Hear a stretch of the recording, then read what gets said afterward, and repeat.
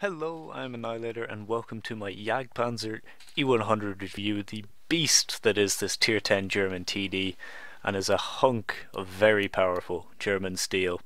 I'm really enjoying this tank at the moment. Fantastic vehicle, great great damage output. Obviously being a Tier 10 TD, they all seem to be quite overpowered. This isn't overpowered, it's well balanced, it's just good, which is nice. I wish they'd hit that balance with some of the other vehicles.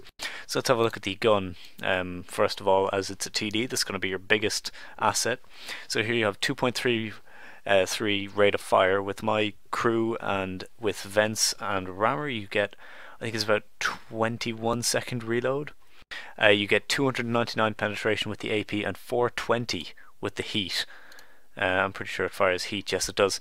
So that 420 is going to go through just about anything. You can pen a mouse in the upper frontal plate angled with those rounds, as long as it's not too angled.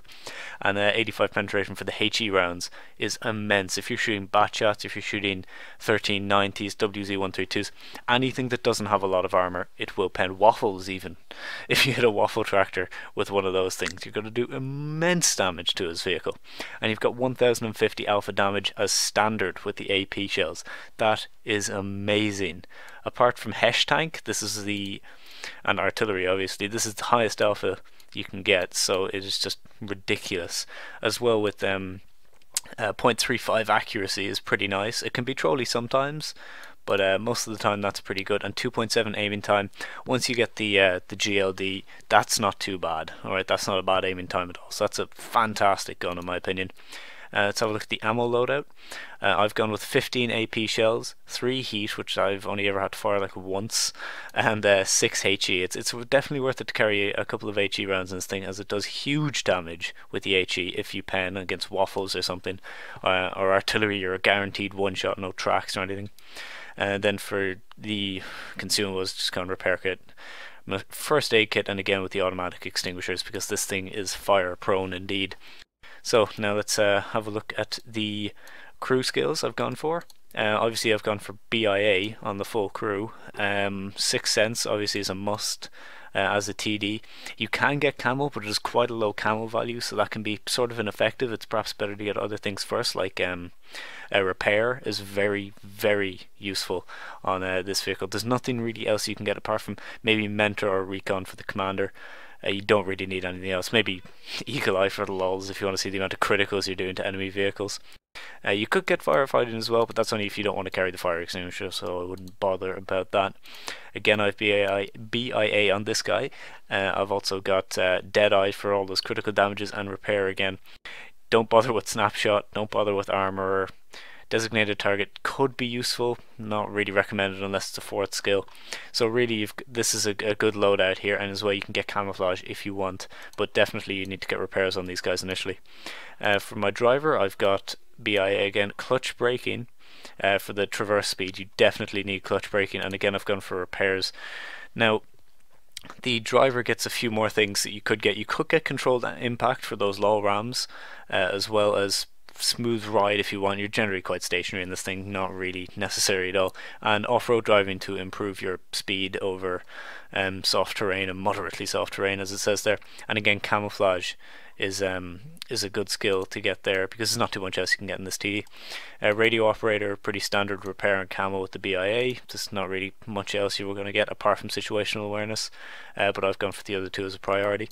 I would definitely recommend safe stowage, especially because this tank comes up from the Jagdtiger, and the Jagdtiger has a huge ammo rack issue.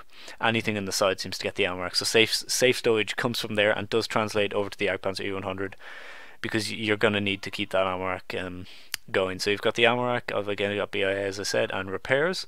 You could go for camouflage here, not really much else you can do. Intuition maybe, because you want to switch to a HE round quickly or something, but that is not really a good option for any vehicle actually. So camouflage, repairs, and safe stowage after the BIA. And then for the second loader, I have gone for repairs and camo. Again, nothing, because we've already got the safe stowage, don't need that anymore. So repairs, camo, and BIA is all you can get there. So let's take a look at the frontal armor of this thing, of which is quite deceiving. So you've got 200 millimeters of frontal armor. That is just this plate here, 200 millimeters. The lower plate is the big weak spot. Obviously, even angled, they seem to be able to pen everything on it. The mantlet is impenetrable from the front. I don't think the gun can be penned, but it can be damaged if you shoot it right there on the gun. What you've got here is 300 millimeters of armor along this big thick plate. That again, with premium rounds and some lucky pen rolls on the enemy TDs, they can penetrate that, but it is a bit sloped, so unlikely to penetrate. And what actually just happened to me only yesterday is I got penned here, right through this. I didn't even know that that was a weak spot, but apparently it is. If you're shooting the side and that's all you can see, or maybe he's angling and looking away, apparently there was a weak spot. I don't know. And then on the superstructure, it's 250 on these two side plates. Again, that is easily pennable by enemy TDs, especially if they're shooting down on it. It's only sloped back a small amount, so the effective armoring is not that high.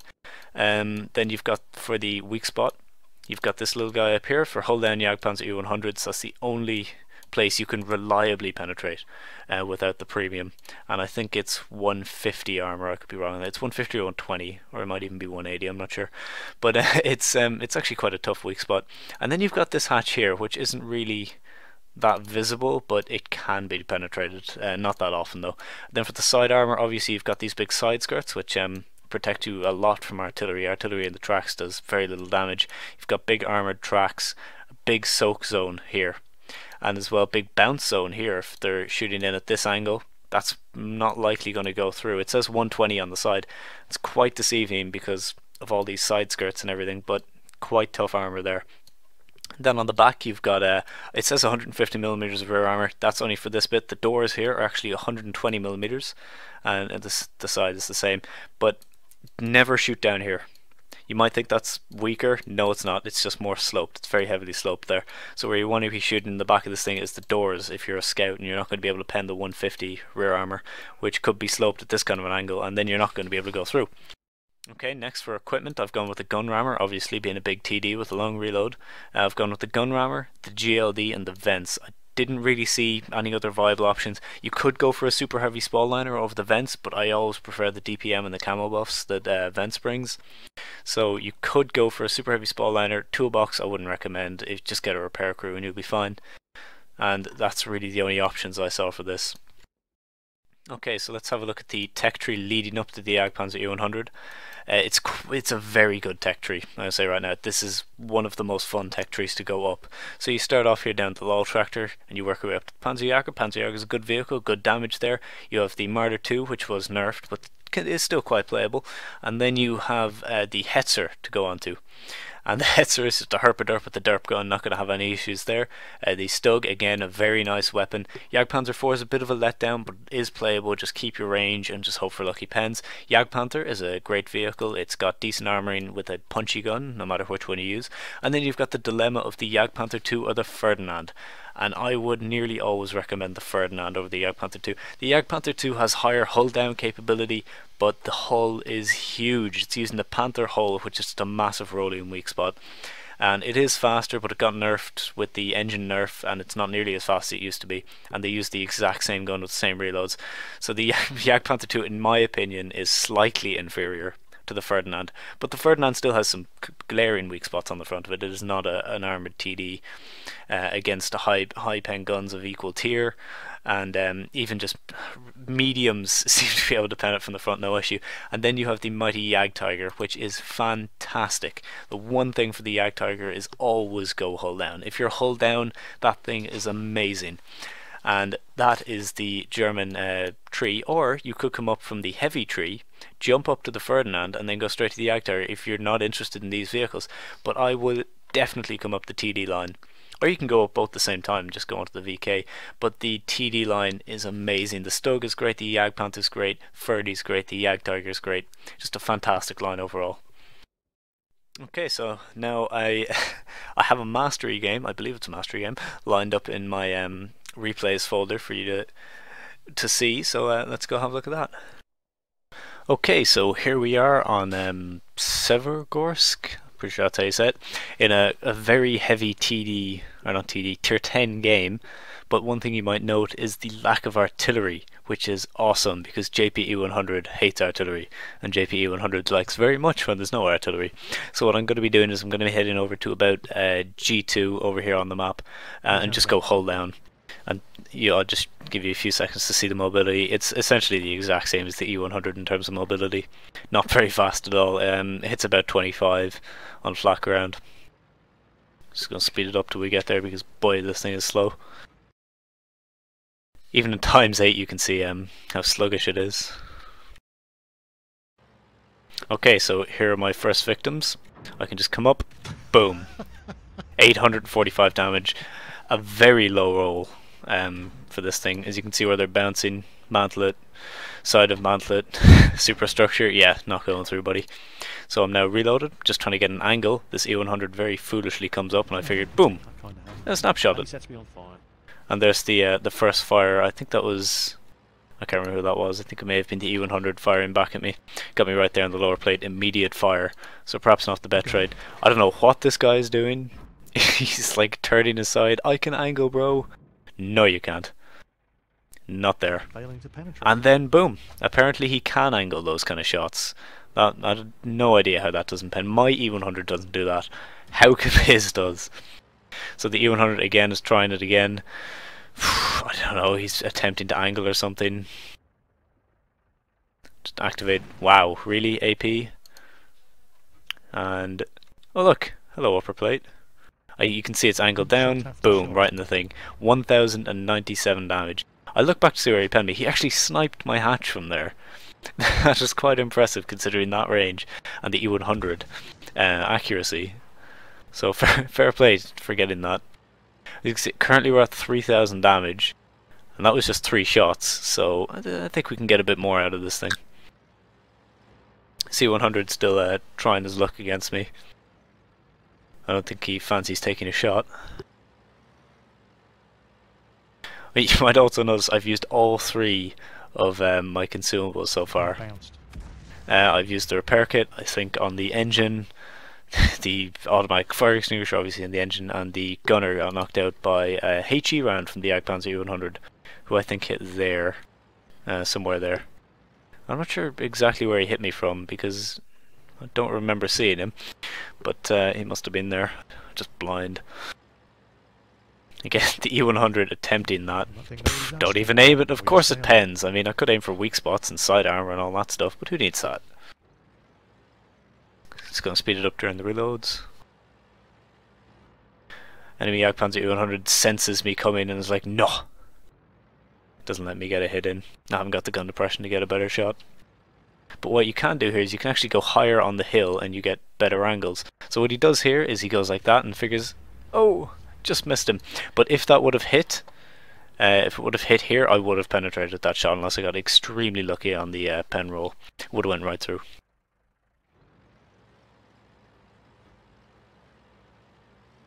Just trying to spot him or get an angle. He seems to have gone back down though. It's just the IS-7 and the JagdPanzer there. Oh, hero waffle. Missed him. The shell travel time. This is still, I think, within about 15 games of me buying this thing, so I'm still kind of learning shell travel times. They're quite slow, and for the HE rounds, it is ridiculously slow. These things just, they don't move. So here we are. I wish I had HE loaded right now. I'd one-shot him, but why not? I can still do 1k or just 884 for the kill steal. So 4k damage. There's still 5 or 6 enemy tanks left. One of them, which is a Foch on full HP, who hasn't even been spotted yet. So he's going to be fun to take down. I think this is a lot of advancing slowly. Aiming, a horrible shot. No excuse for that. So there we have the Foch cross map. I heard you had armor, bro. No, you didn't. Yeah, at that kind of an angle, because these shells drop so much, you're going to be able to pen no problem on Foches, assuming they're not face hugging you or something. But then you can just shoot them in the weak spot, so that's not too bad. Which is actually a weak spot for this thing, because you have so much penetration. For some heavies, the Foch 155 hatch cannot be a weak spot because BS is why. Just sitting, waiting for this guy to poke. And this object at 140 in front of me, watch how he plays this. He nearly loses us the game. Very, very nearly loses us the game. If I hadn't been here, we would have lost. He's trying to peek, trying to get the JagdPanzer E-100 to fire. No, no, no. Alright, here we have my platoon mate Crier is flanking this JagdPanzer E-100. It's got him tracked. Can't move, just killing him. He's used to repair kit, and the object 140 goes. Boom! Look at that fire. He just lost all of his HP in one hit. Yeah, nice played. Kill steal. So that's 5,000 damage now, just resting on 200 HP, and there's the Foch. Taking out my platoon mate, who was unfortunately caught out there in the open with the Foch still chilling in the back. So that's 2 shots he's fired. I know he's fired twice. Now there is still that Foch with 1 shot left, most likely reloading, and about 500 HP, and the object 704 who has full HP. As you can see, there he is.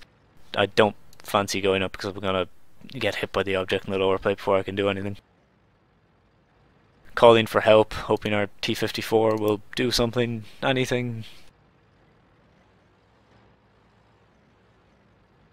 He's moving in behind them. There's only 4 minutes left on the clock here. This Foch just peeking to check where I am. Here comes the T-54 flanking. Come on, bro, you can do this. You can kill this Foch, or you can bounce. I notice he's looking the other way and decided to go for it. And Foch says, Foch you.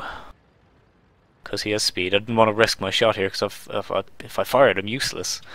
Now, you've got such a long reload in this, and chasing a Foch around a mountain. Not going to end too well.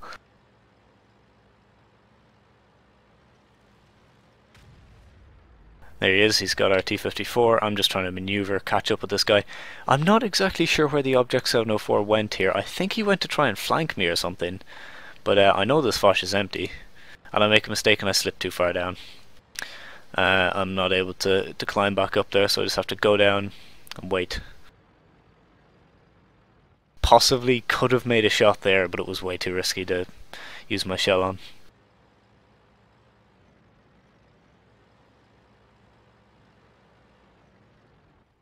Okay, there's the one. No! Full HP ammo rack!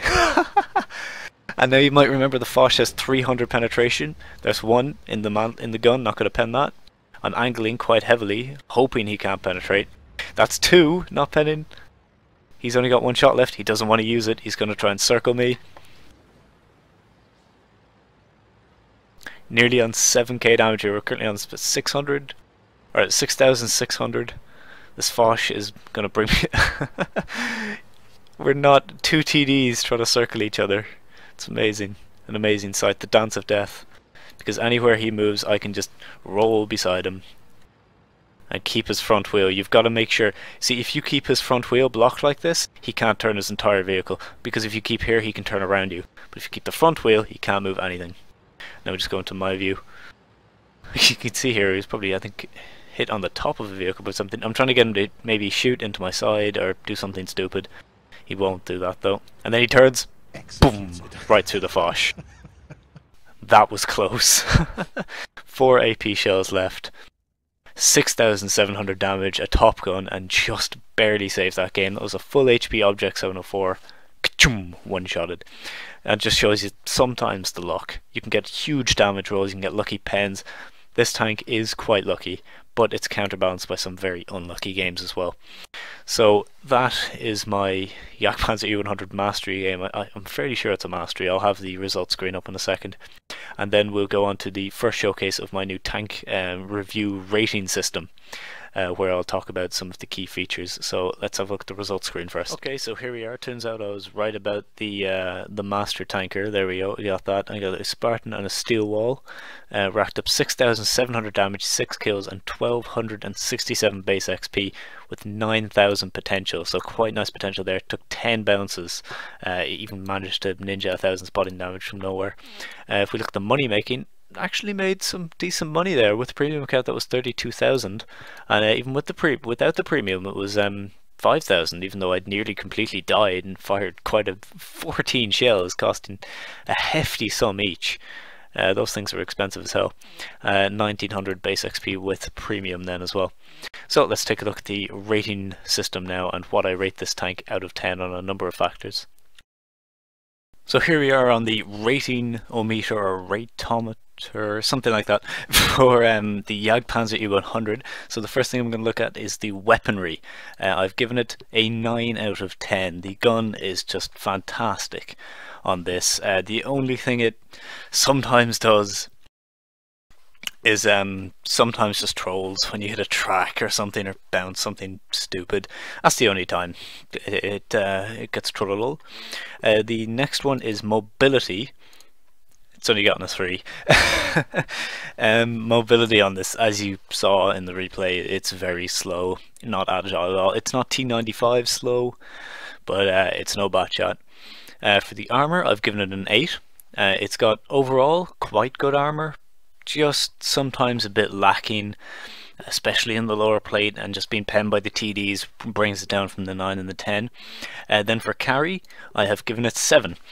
You can carry games in this thing with the damage output, but you kind of need a team to play at the same time because you can't spot your own targets too often, and if you are spotting your own targets, you're going to get spotted yourself because you're going to be in the line of fire.